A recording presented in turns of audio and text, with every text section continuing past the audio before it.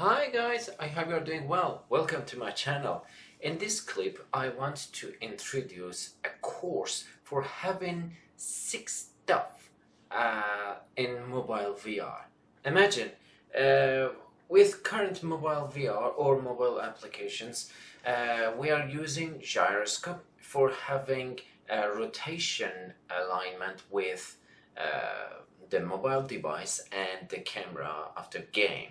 But with this current method, with my new method, we can have position alignment with the mobile device and the player camera. So you can sit down, stand up, walk, and whatever you want, and align it with your mobile VR or simple camera of your game.